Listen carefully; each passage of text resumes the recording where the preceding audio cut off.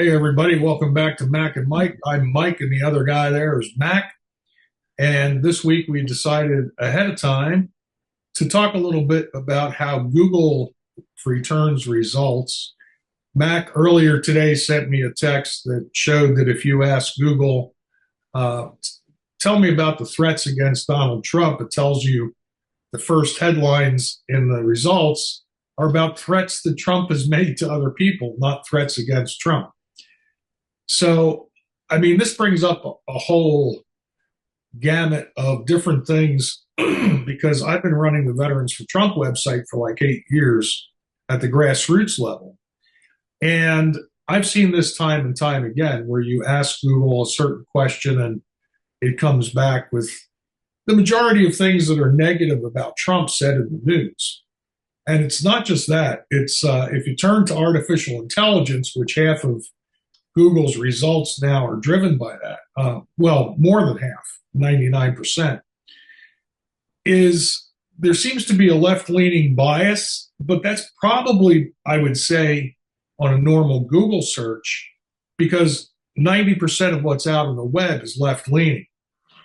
But then if you switch to different artificial intelligence like ChatGPT or Gemini to try and get the answer, they will often refuse to discuss it because it doesn't want to discuss politics.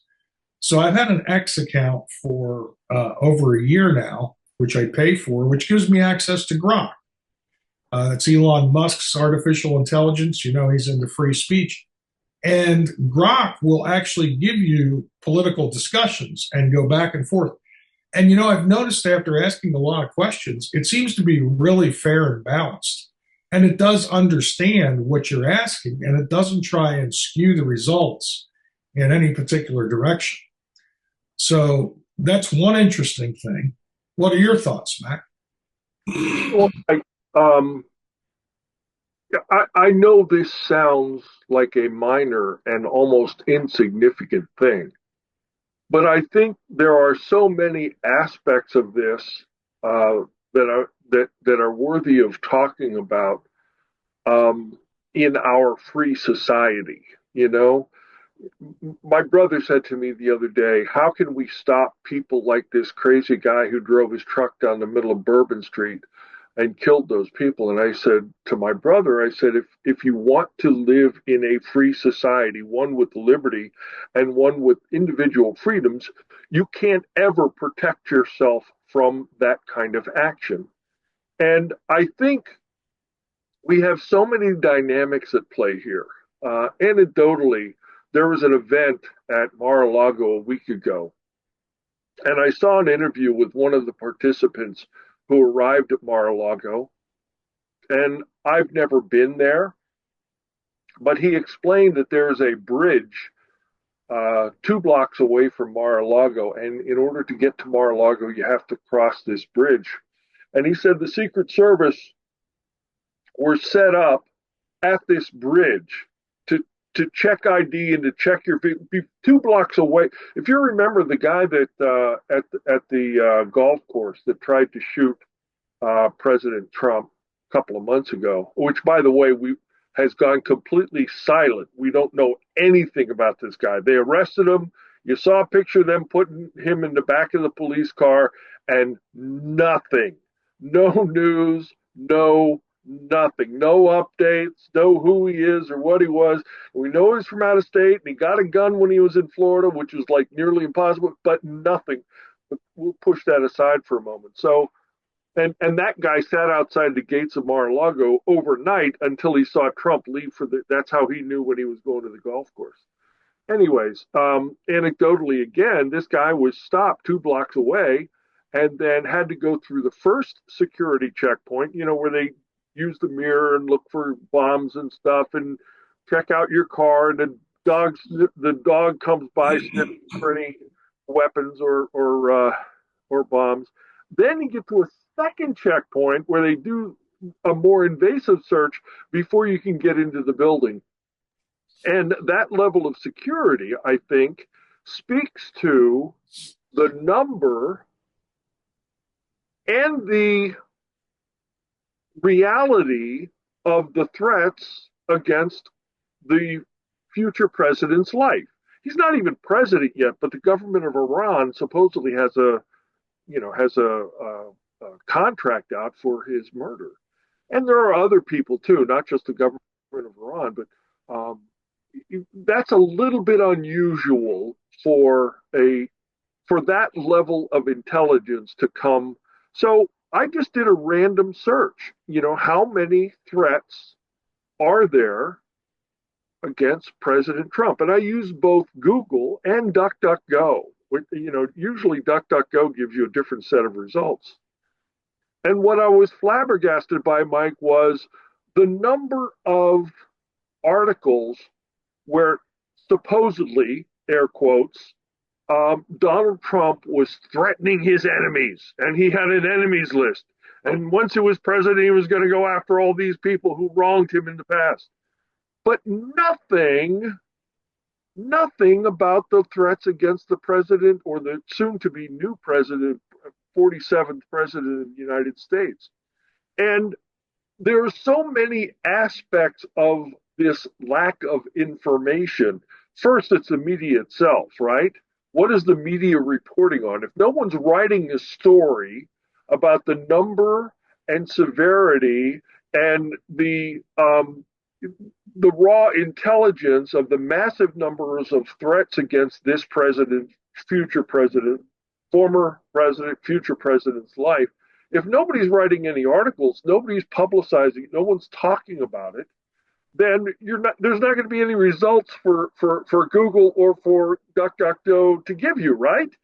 And yet, although there's like literally zero proof that Donald Trump is going to go after anyone, as a matter of fact, he's talking directly opposite that. His team has not been reviewed by the Senate, nor have they been approved, and nor would they until he's actually president, sworn in on Inauguration Day, January 20th. But, his Department of Justice is already set. He's already saying we can't use the Department of Justice to do lawfare, right? As has been done to him. And I think in all of his speeches, I don't know where this idea of he's going to come after people is coming from. There doesn't seem to be any basis in reality for it. And it's so, again, it's frustrating. You use the term left-wing media, and I don't want to use left-wing or right-wing or any kind of thing in a pejorative form. All I know is that when I go to these search engines and say, how many credible threats is there against the president of the United States? And I get zero. The only two articles that were there were from 2017 when he was president previously. He was president 45. What's going on in this world, Mike, where they talk about it on the news, but there's no search results that come back that say Donald Trump is risking his life by becoming president? Well, I did ask Grok, and I did get results. And I mean, it's actually a very lengthy thing, which I will paste into the Mac and Mike website so that people can read what it says. I can't talk about everything it says, but it is hard to determine. And of course, threats is a general term. So you can say threats are threats to his physical being, like an assassination attempt. Threats, as you mentioned, in lawfare, threats to his reputation, threats to his business. So, there are a lot of different types of threats that, Grok could probably, you can ask Grok continually questions like clarify or expand on the next question, which is really nice, because it gives you a lot of information. Then you say, wow, you talk about me getting down into the grains of sand all the time. You can really go down a rabbit hole with Grok on artificial intelligence. So yeah, it's hard to determine how many threats there are physically against President Trump because frankly, we don't know. Those guys were not on the radar until they popped up. We do know that Iran, for example, we don't know how many sleeper cells there could be here. We don't know about ISIS. We don't, there's a lot of people. There's wackos, and then there's countries. So there's individuals and whole countries. Then there are institutions. Not just the lawfare. What's that one formerly Republican group that came out against Trump? They headed by that whack job. I can't remember their name, but it was the Lincoln Project or something like that. Yeah, there was a couple of groups. I Yeah. don't really remember. So that's What a you're talking about. perceived political threat, and yeah, information is hard to come by. But really, what I was focusing on a little bit more is the gullibility of the average American. We have got to be smarter consumers. We have to be skeptical about everything, uh, even if it confirms our biases. You have to be skeptical about what your own side says. It's hard to remain, quote, fair and balanced, right? It really is. That's the challenge for us all. And that's a difficult thing that's getting harder and harder for especially the younger generation to do. And even older folks like my buddy Joe, he hears something and he believes it. Right. My buddy Brent was just on the phone with me this morning, and he said that Elon Musk had was purchasing MSNBC. Well, no, that's not true. He's not. There was a discussion out there about it. There was also a discussion that he was going to buy something else. But again, rumors abound, but there's no factual basis, as you pointed out a moment ago, about a lot of the things. Where is the factual basis behind the thought that, Trump's going to go after certain people? It's mostly generated by fear, personal fear. Mike, if we're going to have a society based on individual liberty and individual freedom, we have to accept the risk that goes along with that. As Benjamin Franklin said, 200 years ago, those who will give up essential liberty for a little temporary security deserve neither. And so we can never be completely safe if we want to embrace a free society. This guy that drove his truck down on Bourbon Street, he was a 10-year military veteran who was born in the United States of America. And his brother, when his brother was interviewed, he said he had, that the crazy guy had never said anything to him. Yet the guy drove a truck with the ISIS flag hanging on the back of the truck. So obviously, who's radicalized here in the United States? And I'm not going to deny that President Biden was not my favorite president of the presidents I've experienced in my lifetime. And I think what he did by leaving the border completely open was actually a threat to the sovereignty of the United States of America. And I think in many ways there should be some sort of punishment for what he did and his administration did for opening the borders. But Mike, we have no idea how you use the term sleeper cells, and I think that's a Cold War kind of acronym but your point is valid. How many people are in the United States of America who came here illegally that we don't know what their true intentions are, and they mean at some point in time to do us harm? And, when we've all become somewhat dependent on technology. I would even say we're lazy. So, when I was younger and you wanted to find something out, you had to go manually search for the resources that would give you the information. Well, we've come to use things like Google and DuckDuckGo and other search engines as a crutch. Tell me what's going on in the world. Well, if they only give you one side of the picture, if the search engine is driven by a set of principles or road markers that only give you one side of the story. You use the word gullibility. People want to believe that technology is going to give them the truth, is going to give them the real answer. And I think from the things like search engines is what feeds into the AI. And where will we be if the AI only gives us answers from one portion of the political or ideological spectrum? You know, the way to have an answer or to arrive at a decision is to get information from all quadrants for all the information, and then using your own intelligence and your own concept of right and wrong, determining what the correct answer is.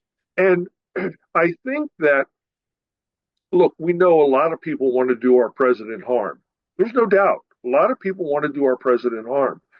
And I believe that many people who are in the camp of not wanting President Trump to be president are the ones who we might find on the list of those who visited Epstein Island, for example, right? I mean, there's people who want to do the president harm, but you use the term fear.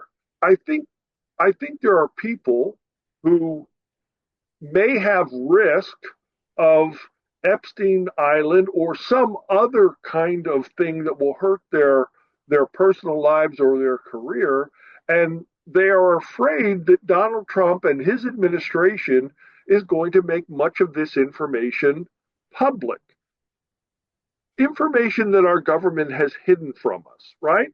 Do you remember when the Wuhan virus broke out, the COVID-19, and it originated in Wuhan, and there was a bio lab in Wuhan that was doing research on COVID strains, specifically what we now know as COVID-19, and everybody in the world, including the World Health Organization, said no. It absolutely did not come from Wuhan. There were some people eating bats at the wet market, and that's where it came. No, not anything.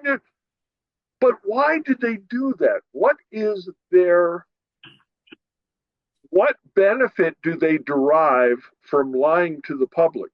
You know, we talked a lot about the JFK files. What the JFK files? We're talking about 1960. You know, we're talking about 65, 70 years ago. Why can't that information be made public today? Now, I understand maybe there's some stuff that's, you know, highly proprietary, national security related. Okay, don't give us that, but tell us the rest of the truth. You know, there's so many things that we could touch on, Mike, that, you know, I remember there was a movie, and uh, an officer, no, not an officer and a gentleman, A Few Good Men. Remember Tom Cruise played the attorney, and Jack Nicholson played the colonel who was you know, at the base in Guantanamo Bay. And the famous line in the movie is, "You can't handle the truth." Well, I think the American people can handle the truth, and I think for so many different reasons we need to allow the American people to see the truth. And I think that's, you know, what do they say about cockroaches? Turn on the light and watch them scramble, right? So I think we need to get to the truth, Mike. And I think these search engines, and I think the government, and I think all these other institutions that we rely on, we need to hear the truth. And personally, I think that Donald Trump is one of the bravest men I've ever seen from this perspective. He's a billionaire, and he's in his 70s, and he could sit back and he could enjoy life. He could golf all day long with every famous person in the world, and yet he puts himself through this endurance test of whether or not he can make this nation a better place. And at the same time, he knows he's risking his life every time he walks out of the door of Mar-a-Lago. Yeah. Well, starting back at the beginning, I should have made a bunch of notes. Um, One of the things I've learned to do is use Google and search engines less. And I am starting to find asking artificial intelligence is a little bit more desirable. It gives me the kind of answers I want. Again, it depends what you're searching for. So, I mean, some questions you can ask to ChatGPT or Gemini. Most of the time, since I'm paying for it, I just use Grok. And a little trick for our audience that even if you're using ChatGPT, you can ask it, give me the best argument and then fill in the blank. Give me the best argument for, you can even ask it theological questions. You can ask it political questions. I mean, Grok will answer. And I think that's one of the tricks. You mentioned the Epstein Island thing. This morning, Brent mentioned the P. Diddy thing. And he said, Another one. Yeah. So, pardon me. So the rumors out there, all these people are fleeing the United States because they're afraid that when Trump gets in, they're going to get prosecuted for the P. Diddy thing. So I asked Grok, and it just basically said that it's highly speculative. It gave a list of names, a few high profile names, Jennifer Lopez, a couple others, that are rumored to have left. But it pointed out these people leave the United States all the time anyway.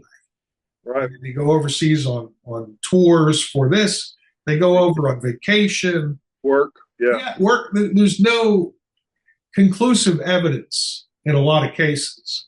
So people start this kind of stuff on social media. And of course, AI sees that, it recognizes it, it reports it. And the big thing about Grok that's good is it is real time. See, ChatGPT and Gemini and a lot of AIs, they only use information that's like 6 months old or a year old. I think it's up to 6 months now. So Grok's up to date and it kind of knows what's going on.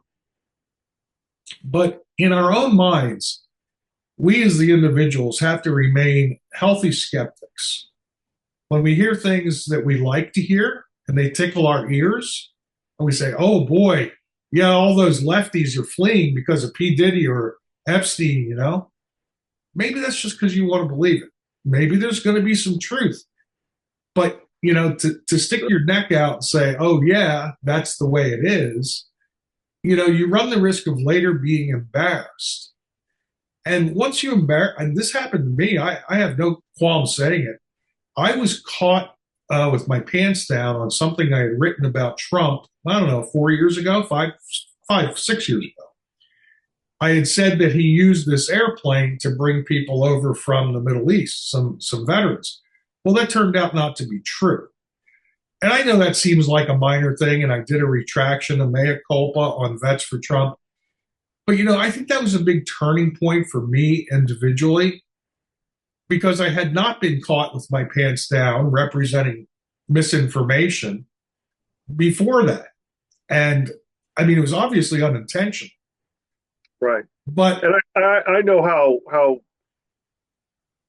you investigate to a very great degree to make sure you're not embarrassed by that. So that surprises me that you made that mistake. Yeah, that was a big turning point. I always was very careful, always a bit of a skeptic, but that one was, I would just say, a turning point where it got really serious. I said, I have a national audience. So my reputation as a truth teller has to be impeccable. Right. 'Cause you just lose credibility. Why don't we believe what Google returns in a search? Why don't we believe what people on the news say? It's because they have been caught in lie after lie. It's the little boy that cried wolf. At some point, maybe they're going to tell the truth, but you're not going to believe them because they've lied so many times. Right, right. Mike, what happens in the absence of knowing the truth, your mind is left to wonder and to wander, right? Epstein's story was how many years ago? And yet we still don't know. We know that that they recovered videotapes. We know that they recovered books and notes. Um, we know that this this evidence of who was involved and what they were doing exists, yet it's not been revealed. Now, there's a couple of reasons why it may not be revealed. Maybe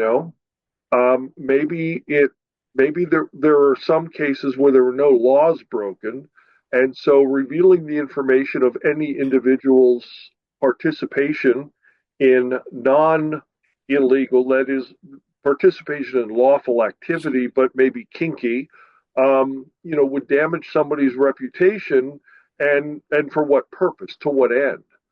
But when your mind starts to wander, you say, well, these are all rich and powerful people. You didn't get into Epstein's inner circle unless you're rich and powerful. So, you know, is someone, again, allowing your mind to wander and wonder, is the government using this information to influence wealthy or powerful people into doing things that our government wants them to do? There's no basis, there's no evidence of that. But by the same token, the lack of knowing leads people to wonder. You mentioned P. Diddy. We don't know how many people were involved in the P. Diddy, but there supposedly, from some of the leaks that have been made, there were a lot of underage boys and girls that were involved in this thing. And when you're talking to underage boys and girls in a sexual connotation, there are laws against that. And people could go to jail. People could go to prison for a long time for breaking. So, obviously, in the case of Diddy, it's an ongoing investigation. And maybe we can't have that information now. But Epstein is dead, and Giselle is in prison. And why don't we know the truth? Why don't we know who went to Epstein Island? Why don't we have access to the pictures that were taken? Hell, we still don't know about Hunter Biden's laptop, right? I mean, so many people know that information is all over the place, all the LLCs, all the transfer of money, but no one's been prosecuted. Does that make any sense to you, Mike? And it wasn't just Hunter Biden, it was the big guy and brother Jim and sister in law and a lot of other people. And how can America have faith not only in our institutions, but in these tools that we depend on for our daily activities if, when we ask for the truth, it's not readily available? How can we, when this nation was founded and they developed the Bill of Rights, remember one of the first things they put in the First Amendment was freedom of the press. And they did that because in the days that we became a nation, the press was one of the primary ways in which they uncovered all these problems that existed. And the press helped to inform the people about the unfairness of what was going on. So they tried to protect the fourth estate, the press, in our founding documents, in our Constitution, in the Bill of Rights. But yet somehow the media, that is the press, has gotten away from their charter. They no longer protect the people. I'm not entirely certain who the hell they're protecting, but they're not protecting the people. And the people have a right to have that truth told to them. And Mike, I don't know how we fix that. But whenever I ask two different search engines, are there credible threats against the president? And I get 45 different search results that say Donald Trump is trying to punish these people who are his enemies. And I say to myself, I've never heard Donald Trump say that. I've not a shred of scintilla of proof that Donald Trump said that. But yet that's what comes back to me. You use the word gullibility. I don't think I'm gullible. I was looking for a specific piece of information. Are there people that are trying to kill my president? I'm going to be honest with you. If there were people trying to kill Joe Biden, I would feel just as passionate about it. Okay? Even though he's not my favorite president, Why is it that I can't find that information, Mike? It exists. I know it's out there, and it should be made available to me. And it's almost like there's a conspiracy by so many people, by the big tech companies, by the media companies, by other, even including the government, which is precluded by the Constitution from doing just that. Well, some of the general threats we know about, like Iran, but again, even if they had people on the, FBI radar, they're not going to say who they are because they're following them. And as you mentioned earlier, maybe they haven't crossed a particular line where it's crime yet. You can say things until it becomes a terroristic threat. You have to be careful. But another thing you mentioned was the media. You went back to the media, which is, it's important. The freedom of the press, the media. What is driving so much of that today, which wasn't available to the understanding of the founders of the United States, was they never saw cable television coming and satellites and 24-hour news and all the leisure time in the world for us to turn it on any time of the day we want, watch it. And then they never anticipated social media because the MSNBC, Fox, all the ABC, they're all on the web on some form of social media platform, plus their websites. So we're in like information overload in a lot of cases. But my point is this. You said, who's pulling the strings or what's the motivation? And I'm going to tell you that I thought about that long and hard a long time ago. And I don't think it's as nefarious as people think. I think it's the almighty dollar. Because what do all the stations, the websites, and the social media rely on? Advertising dollars. So it's the corporations. And when I was speaking of gullibility, I wasn't speaking specifically about you or anything really in relation to you looking for an answer and coming up with the fact that DuckDuckGo and Google won't give you a straight answer. I was speaking to the idea that I have a dear friend, and I'll just keep his name out of it, you know him, that keeps watching commercials and seeing products advertised on YouTube and podcast platforms and television. And because he's watching conservative podcasts and information, he thinks that the people advertising their products and their services on these different platforms are legitimate simply because conservatives would never lie to you about the products or misrepresent the effect, the efficacy and the efficiency or anything of a certain product or service. Well, he's lost so much money, and so many people are out there. Oh, I saw it on Fox News, or I saw it on Rumble on a certain podcast, and it's a concern. When you and I post to Rumble, they pop commercials up. I know. And we have no say over the products they're trying to hawk. Right. So, we are not responsible either. But it is more driven, I think, by the dollar. Now, there's been a miscalculation among the left. As a matter of fact, Brent brought up to me, he said, well, Newsmax, and he was spouting off about how great Newsmax is and stock and how it's gone up. Well, no, Newsmax stock actually tumbled over the years. And it's way down from its peak. And its audience share, if you add up everything under Fox News, now this excludes networks like ABC, NBC, CBS. This is cable news formats. You can add up all of them. And they don't even come close to where Fox News is. You add up CNN, MSNBC, Newsmax, News Nation, even Fox Business News. If you add all those viewerships up, it just about, it's like still a third down from what Fox News reaches. So he said, well, ever since Paul Ryan got on the board of Fox News, it went liberal. I said, I haven't noticed that. I really haven't. But again, things are driven by advertising dollars more. It's the shareholders, it's the board of directors because they have to satisfy the shareholders. So anyway, the miscalculation among the left was the people on the left, once you start chastising half of the country, the advertisers that are on there have lost half of their audience. Yeah. Mike, I talked about the Epstein situation.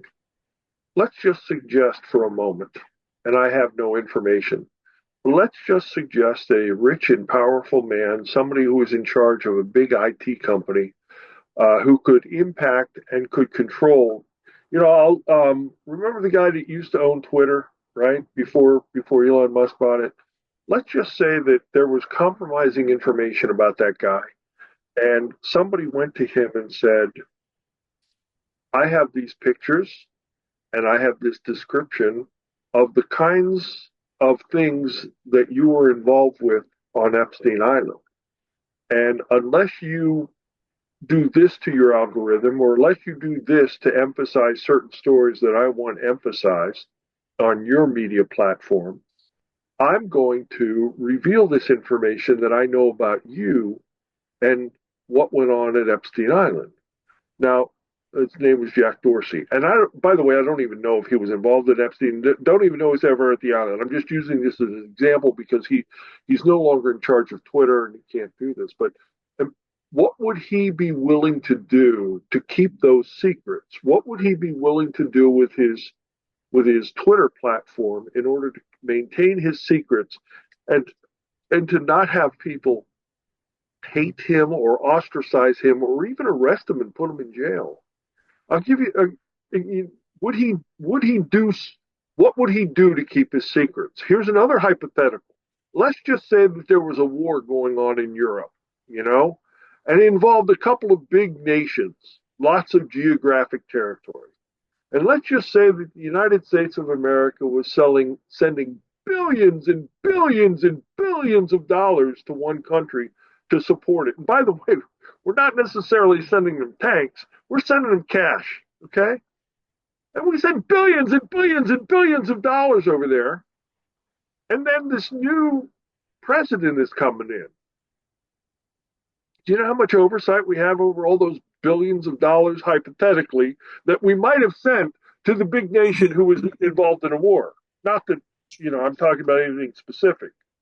But let's just say that the new president was going to come into office and he said, we're going to demand an accounting of where that money went. Do you suppose if there was if, I'm not suggesting that there is, but if there was graft and corruption, let's say potentially in this hypothetical situation, one person used billions of dollars to buy 8 different mansions in 7 different countries, as private retreats, that he could retreat to when he wasn't dealing with the troubles of his fictitious nation. Do you think he might be motivated to try to do something inappropriate that would stop the incoming president from performing an audit and finding out where the graft and corruption was? Do you think that's possible? And do you think that could be a credible threat, potentially, to any new president, possibly, who might be in those circumstances? I mean, not that anything like that is going on now, you understand. But hypothetically, in the story, in the hypothetical situation that I just laid out for you, do you think that somebody might be incented to try to do harm to this incoming president? 30 seconds. I guess that wraps it up. All right, Mike. It was a good show, and I think we need to pay attention to those things that can do us harm, and we need to know the truth. Mac and Mike. Out. Out.